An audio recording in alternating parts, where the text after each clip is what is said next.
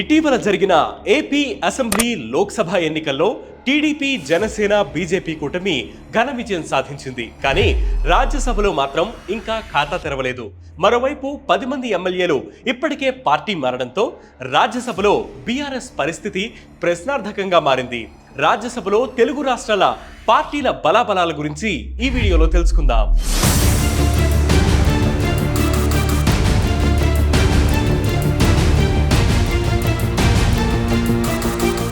Article 80 ప్రకారం రాజ్యసభ సభ్యుల సంఖ్య గరిష్టంగా 250 లోపు ఉండాలి. ప్రస్తుతం 245 మంది సభ్యులున్నారు. వీరిలో 233 మంది రాష్ట్రాలు, కేంద్రపాలిత ప్రాంతాలు ఎన్నుకుంటాయి. మిగిలిన 12 మందిని రాష్ట్రపతి నామినేట్ చేస్తారు. శాసనసభ సభ్యుల సంఖ్య ఆధారంగా రాష్ట్రాల్లో రాజ్యసభ స్థానాలు ఉంటాయి. ఇలా ఆంధ్రప్రదేశ్లో 11, తెలంగాణలో 7 రాజ్యసభ స్థానాలు ఉన్నాయి. అయితే ప్రస్తుతం ఏపీ నుంచి టీడీపీకి రాజ్యసభలో సభ్యులు లేని పరిస్థితి. వైసీపీకి అసెంబ్లీలో 11 మంది సభ్యులుంటే రాజ్యసభలో కూడా 11 మంది సభ్యులున్నారు. 2019 ఎన్నికల ముందు టీడీపీకి 9 మంది, వైసీపీకి 2 సభ్యులు ఉండేవారు. కాలక్రమేణా టీడీపీ సభ్యుల పదవీ కాలం పూర్తయింది. 2019 ఎన్నికల్లో టీడీపీ 23 సీట్లకే పరిమితం అవ్వడంతో రాజ్యసభకు పంపడానికి అవసరమైన 44 మంది ఎమ్మెల్యేల బలం లేకుండా పోయింది.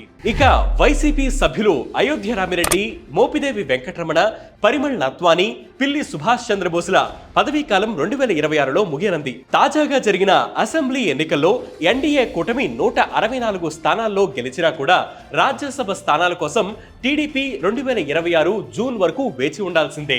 ఎలాగో వైసీపీ కేవలం 11 స్థానాలకే పరిమితమైంది కాబట్టి ఖాళీ అయ్యే 4 స్థానాలు టీడీపీ, జనసేన, బీజేపీ కూటమే గెలుచుకుంటుంది.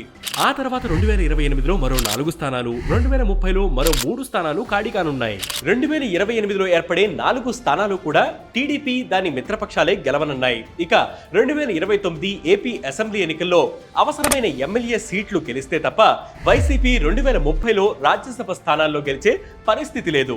ఇక తెలంగాణలోని 7 రాజ్యసభ స్థానాల్లో 4 బీఆర్ఎస్, 2 కాంగ్రెస్ సభ్యులు ఉన్నారు. బీఆర్ఎస్ తరపున గెలిచిన కె కేశవరావు ఇటీవలే రాజీనామా చేయడంతో ఒక స్థానం ఖాళీగా ఉంది. త్వరలో దీనికి ఉప ఎన్నిక జరగనుంది. అయితే అసెంబ్లీలో సంఖ్యాబలం వల్ల ఆ స్థానం కూడా కాంగ్రెస్ ఖాతాలో పడే అవకాశం ఉంది. మరోవైపు బీఆర్ఎస్ సభ్యులు 2026లో 1, 2028లో 2, 2030లో 1 రిటైర్ కానున్నారు. ప్రస్తుతం ఆ పార్టీకి చెందిన 10 మంది ఎమ్మెల్యేలు కాంగ్రెస్ పార్టీలో చేరడంతో 2028 వరకు ఏర్పడే రాజ్యసభ ఖాళీలు కాంగ్రెస్ ఖాతాలోనే పడనున్నాయి. ఇలా తెలుగు రాష్ట్రాల్లో 2026 తర్వాతే టీడీపీకి రాజ్యసభలో ప్రాతినిధ్యం దక్కనుండగా తెలంగాణలో 2028 వరకు ఏర్పడే ఖాళీలు కాంగ్రెస్ గెలుచుకునే అవకాశాలున్నాయి. ఇది వాటి బిగ్ స్టోరీ. మరిన్ని ట్రెండింగ్ వీడియోస్ మరియు ఎక్స్ప్లెయినర్స్ కోసం వెంటనే వేటు న్యూస్ తెలుగు యూట్యూబ్ ఛానల్ ని సబ్స్క్రైబ్ చేయండి. దాంతోపాటు వేటు న్యూస్ యాప్ ని క్లిక్ చేయండి.